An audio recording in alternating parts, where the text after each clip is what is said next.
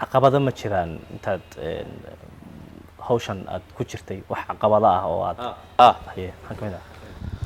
way jiraan saddex caqabadood baan horta garanayaa soo gudbinta barnaamijkan waxaa kaalin muhiim ah ka geysatay shirkadda korontada ee Nexom mid wuxuu ahaa masaajid anagu ku tukanayn nin baan waxaan ka waaninay xanuunka inuu waxba ahayn wax ilaahay ugu talagalo waxaan ahayn oo mudanay asaga laftiisu wuxuu ii sheegay inuu meel oga yimid uu garanayn markaas wuxuu ku dhaaranayaa ninkaas wuxuu leeyahay inuu hatta xaraan ma sameyn dadku waxay aaminsan xaraanta kaliya inuu ku yimaado moogta anigu waxa sama gelin xaaskayga ma qabto si wax jiraan garan maayo masaajid baan ku jirnaa markaas wacyi gelin baa meesha anna ninka u sameynaya oo wadaa waxaan anaga noo xeera dadka xanuunka qaba inay qariyaan magacooda sida aniga qofka soo bandhigo asaga si u taala asaga moogtay dad baa moogtay wixii cuqdad baa la geliyay qofka markuu ku yiraahdo xanuunkaasan qaba midab kala yeelanaya nooc kala ekaanaya marka taas kala faysa moogtay waxyaabaha dambiga ugu soo firsay kamid tahay nin wadaada oo wadaad lama oran karo wadaad ku sheega oo maartay isla ka gaabsaday ma masaajidka istaagay waxyuu wacdi wuxuu yiri dadka xanuunka la nool HIV AIDS-ka dadka la nool ama AIDS-ka dadka la nool bilay waa in la gubaa masaajidka xaaj cali bay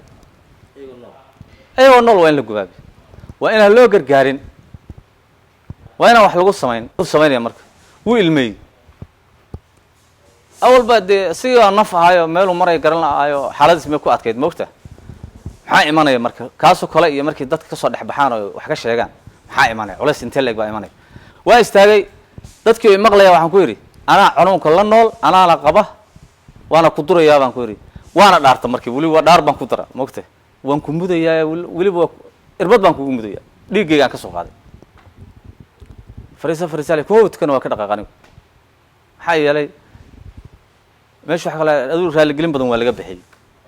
dad badan oo wadaado fiican baa joogay aad u fiican wadaadana isku mid ma dad iska bartay xoogaa inta yar barteen dadku moodinay ka sareeyaan kale oo intii la waalato iska jiraan laakiin qofka waa inuu misaan sameeyaa waa inuu oran gaalada kaliya ku dhaca waa inuu oran ani muslim baan la ilaaha illa allah muhammad rasuulullah waxa jira marka waana qabaa xanuunka marka dadka aaminsan iyo dadka u qaba in ma garanaysa ama neef lagu kala qaaday ama candhuuf lagu kala qaaday ama wax lagu kala qaaday ama xanuunka inta lagu waxyaabaha midiga soo gali kamid taa waa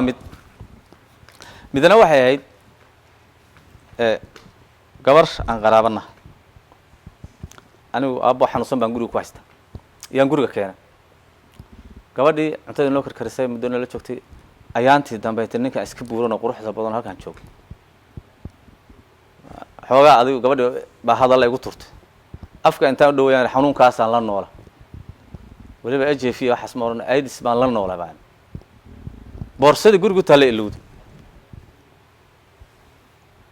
waa cararta xagee joogta halka xaafada habla nafteena ka dhacdo xeer wada macnaha xeerku maray culayska magaca leeyaan sheegay magaciisa ba markii la yiraahdo qofkaas saas weey magacaas culayska uu leeyahay baan la yaab moogta boorsada baan qaado ka dabageeyay xaafaday tagtay baan uga dabageeyay taa mid bay macnaha qofka inaan la qaldin aniga waa la qaldan laakiin aan cid qaldan kuma tala gelin dadka wax qaldayana maartay waxaan ka barnaamijka hadda ka hadlay kamid waxa jira maadada kale waxay ahayd waa laqati kale waxa weeye marka ujeedka aan u soo noqono marka barnaamijka aniga aan ugu kalafay inaan maartay aan maanta imaado halkan waxa weeye 11,700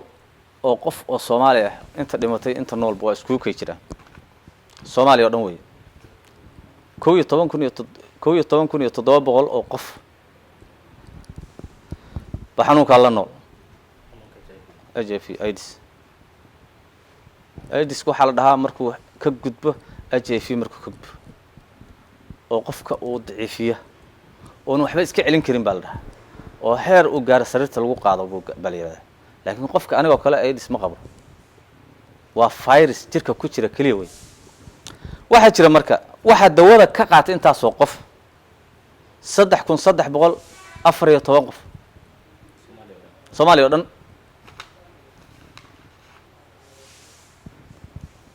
waa meelaha ugu badan oo waxa laga qaato waxaa weye xamar iyo Garowe iyo Boosaaso, Hargeysa, maxaan ku rahaa Burco, intaa weeye meelaha ilaa Boorama. waxaa jira marka waa isweydiiyaa mar kasta maxaa kalifay dadka inay dawadu qaadan waayaan. markaad dadka aad wareysatid qofka markuu muddo kula joogo xoogaa uu soo dabcaya markaa uga warrantay waxaan waxay yihiin waxaa maxay yihiin, laakiin wixii markuu qofka maqalkiisu yahay saa hadduu qofka kuu taabto waa laga qaadaa iyo neeftaa lagu kala qaadaa iyo markii xaaladdu halkaa marayso qofka waa dareemi kartaa dadkii wacyigelin ma haystaan.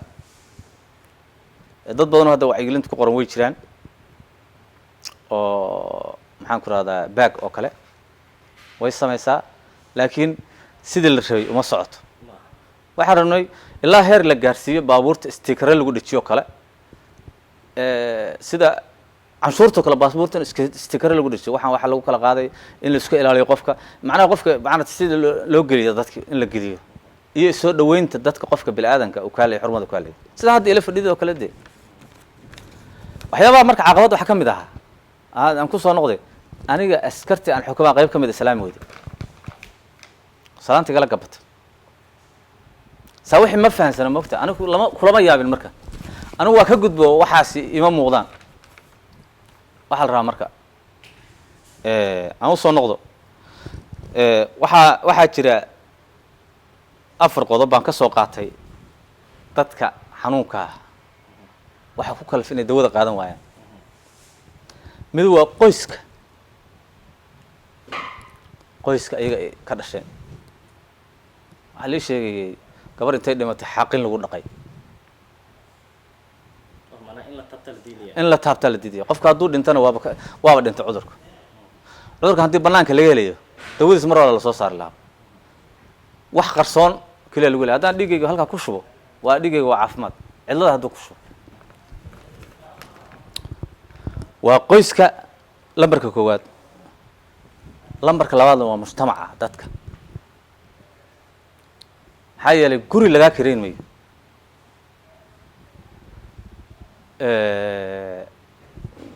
haddii la ogaado adoo guriga degan, anigu hadda nin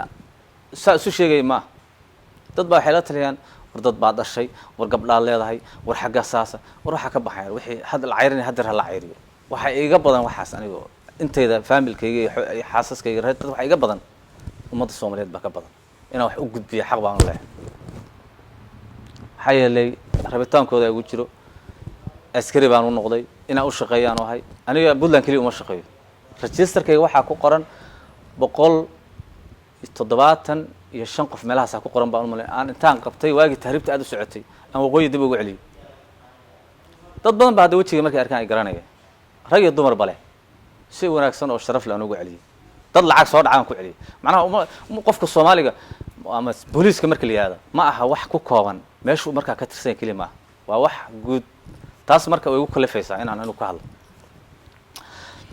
tan kale waxaa weeye goobaha caafimaadka. goobaha caafimaadka meeshii la rabay waxay dhibaatada haddii masaajid ka timaado maxay noqonaysaa xaggee loo cararaya? meel loo carara male moogta. waa goobaha caafimaadka laftoodii. goobaha caafimaadka waxaa jirta haddeer inkastoo wacyigelin badan ay bilaabatay, goobaha caafimaadka way ka mid tahay. waxaa jira dad qofka hadduu xanuunsan yahay aan irbad ku dhufanayn uma ogola in irbad ku dhuftaan hadday ogaadaanba.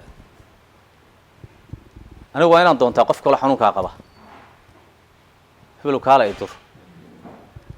anigu inta hadda meel tagaan meelaha aan maarata xanuun kale iyo wax dareemo iyo maarata meelahan tago qofka usii sheegaaba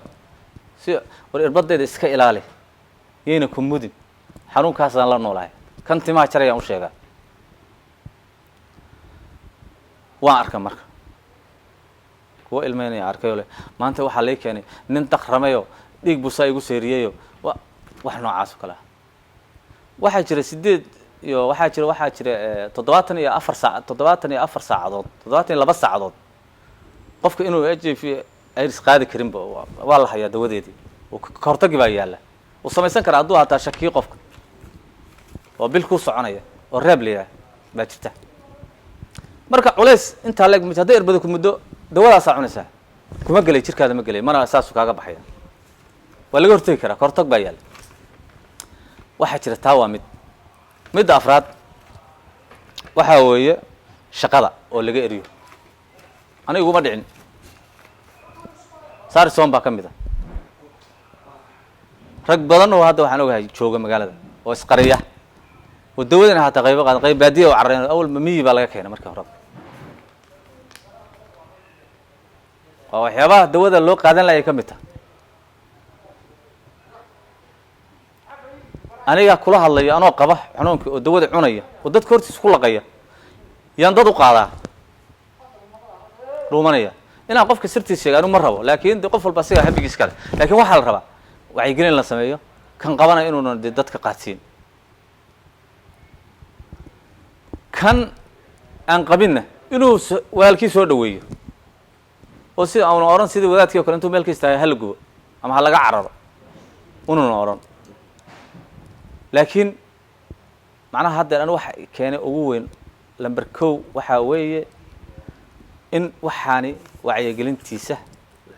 la xoojiyo tifiyada xoojiyaan wariyaashoo dhan ay iskugu tagaan meesha keliya oo isha koowaad oo wax maanta laga sii dayn karo oo maanta dadka lagu gaarsiin karo wacyigelinta horta waa tifiyada iyo waxaa weye iyo maxaan ku rahda iyo social media aniguna waxa isoo fariisiyey horta xanuun aan arkay baa ka mid ah waxaa ka mid a gabadhaas aan kuu sheegayo waxaa lagu dhaqay baan xaaqin baa lagu dhaqay waxaan arkay qof bini aadan oo loo diiday inuu guri tago dadku inta badan waxay u badan yihiin dadka xanuunka inta badan la nool 90% waxay la nool dadka balwada leh waa 90% saas horta u badan yihiin waxa marka keena gurigii ودقة مركل يا حنوك أسقف كان لنا اللي يقبح قولي قالوا رينا ما أنا أود إنه قولي سوق كريستو بشير وقبدي ما هذا شوقنا إن أدبان ومحسن تهاي إن أد أبرر تدوحي دد بدن هنتي قريان إن أو أد سهر استعتد ومدى الصوماليات كبعدنا أد كلا هذا الشيء عذر كاني سيدو كود عي إن إيو سيد اللجوء كلا قاضو إن دد كلا فقوقين waayo hadallada hadda waxaan ka dhadhansanayaa haddii faquuqu uu bato xaasidnimada iyo waxaa badanaysa qofka cudurkan la nool inuu dadka kala gaarsiiyo ama dhiig cunada ha ugu shubo ama wax kale ha sameeyo ama ha guursado ama maxaa wax doontaba ha noqotee in ay xaasidnimadu badanayso waxaan kaloo fariintaada ku jirta in cudurkan aad hadda sheegayso tirada la nool iyo tirada qaadata dawadiisa inay aad u kala badan tahay oo ay badan tahay muxuu ahaa dadka la nool saa awadeed aad dowladda federaalka iyo dowladaha xubnaha ka ah iyo kulligood wasaaradahooda caafimaadka aad kula talinaysid in il gaara loo yeesho arrintan waa fariin wanaagsan aad baan u mahadsan tahay waxaan rabaa inaan marka ku raaciyo dadka qaba cudurkan intaad garanayso wax ficil oo aad u samaysay miyaa jira haya way jiraan dad baa isu guurinay ilaa 10 qoys baa hadda dhisan oo aniga isu guuriyay aniga iyo gabar xaaskayga yaana kaligay oran aniga waxa jira aniga waxaan guursaday gabar xanuunka la nool aniga kula hadlay hadda muddo 2 sano waxaan qabaa gabar xanuunka la nool hay'ad inta qofka bilaadan ku baahan yahay u baahana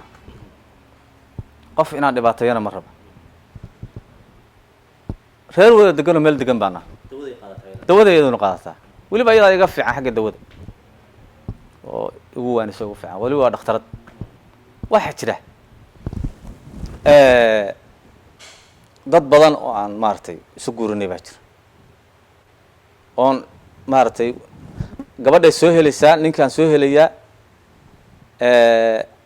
markay soo hesho waxaa leenahay ninkaas saasuu na yiri saasuu rabaa wax bariis u kariyo rabaa saan weeye adinku isqarsada haddaa rabtaan laakiin culays baa meesha ka degay labada qof oo midba cidlo iska socday baan kow mid kale jirta anu TV-ga in lacag la siiyo maanta wax ku helo kuma soo fariisan ummadda Soomaaliyeed hay dhageysato laakiin waxaan rabaa in waxaan ay yeeshaan wax la ogyahay inay noqoto wax la qarqariyaa kuma jiraan wasiirro qabaan ogna baarlamaan qabaa ogna xildhibaano haddana lagama hadlo war annagaa qabnoo la soo taagan laakiin waxaa la rabaa wixii in wax ay yeeshaan oo sharci leeyihiin oo qofka dembiile u noqon karo qofka xanuunka qabo dembiile noqon karo qofka dhibka u geystana dembiile isna maaratay la qaban karo laga qaban karo oo qofka xuquuq yeelan karo hadduu asaga dhib wado oo dhib noocaas kala wado waxaan kaloo kugu darayaa dhiigayga haddaan instaan shubo hadda meel ku shubo ma qabo cunno la iskuguma dari karo waa taa waan kuu sheegaya horta weel dedan wax dedan irbad aan iskaga qaaday dhiigga oon qof ku dhuftay wax noocaasaa lagu kala qaadaa iyo waxa kaloo jira meel intii cad la hilib go-ay oo meel kaloo nabar leh taabtay wax ay huursan oon dabayli taaban oo ilays arag waa inuu meel kale taabtaa laakiin 75% waa galmada 25 soo haray anoon hadda aan maarti sii dhaleecaynaynin waxaa laga sheegaa qolada ilkaha bixisa irbad qofay mudday tima jarka meelahaasaa lagu sheegaa inahaas wey way ku timaadaa waxaa la rabaa marka qolada tima jarkan hadda inta badan anugu kuwaan arkay ama kuwa aan ka jarto oo kale way gubaan way fiican yihiin oo aashit bay ku mariyaan way gubaan waa inuu qofka nadaafadda ilaashadaa oo ilaashadaa kow waxaa la rabaa waxaan muhiimadda koowaad oo ugu badan labada maado oon aad iyo aad xoog u saarayn oo hadda aan leeyahay dawladdu ama mid federaal ha noqoto ama mid dawlad gobol ha noqoto ama mid goosatayba ha noqotee waxaan rabnaa inay dadku qof kastoo af soomaaliya ku hadlayaan la hadlaya waxaan rabaa dadku inay xuquuq yeeshaan oo hay-adda u qaabilsan meel kasta hay-ad bay leedahay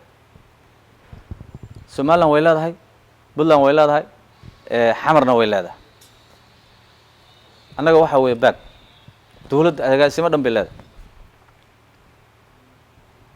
waxaa laga yaabaa inuu asaga laftiisa culays haysta oo kale oo awoodba u sii lahayn inuu dad dhibaataysan ama qofkii uuna odhan karo inuu xanuunkaa qaba baa guri laga saaray qofkii waaba qof dee baqayaba dee waa maqlaysa hala dilaaba le qayb baaba le moogta haba la dila marka qofki waaba aamusan yahayba mar guri laga saaray guri kale aan laga aqoon ba aaday haddana maanta ba laga saaraya asagii muxuu samaynayaa wax alla dadka soo ola mid noqdo asna wax alla wuxuu rabo samaynaya waya ugu dambeyn marka gabagabadii adigoo ku mahadsan maaragtay xogtan iyo arrintan aan la wadaagto waliba wax adiga maaragtay saameyn kugu leh oo aad la soo bareerto halka aan la soo fadhiisato aan kaaga mahad celinayno dad badan oo ku daawanayana aan filayo inay wax badan ka faa'iideen wiilka iyo gabadha dhalinyarada ah ee raba hadda inay isguursadaan iyo ninka raba in xaasla ah oo sidaadoo kale ahoo raba inuu xaas kale ku daro oo uu xaas labaad guursado maxaad kula talin iyo kan eebdarada ku socdaba kan eebdarada ku socdaba haa waxaan leenahay hal isbaaro keliya kuma timaada xaaska keliya wax badan ba ayaan waxba haddaan wax qarqarino waxba hagaagimayaan mogta dadka ha isbaareen ha tageen meelaha goobaha caafimaadka weliba 2 jeer ha isbaareen waxaa yeelay qofka jirkiisa markuu ku maqan yahay 3 bilood baa la iska helaa jirkiisa inuu kusii maqan yahay laga yaabaa 3 bilood inuu gudbin karin baa suurtagala laakiin dhaqaatiir inaan wareysano taas kale ka wareysano way fiican tahay adinka wareyska taas dhaqaatiir ku dartaan waxay ilaanu dhaqtar ma laakiin inta aan ka aqaan iyo culayska uu leeyahay waxaa jira nin waxaan ka soo qaadayaa nin anaga aan saaxiib ahayn baa markaan meel tagno oo meelaha meeliska iyo meelaha mar la fariistay iyo meelaha lagu sheekaystay meelaha dumarkii lagu hasaabo aan tagno buu wuxuu oran jiray war qabiilkayga ha sheegina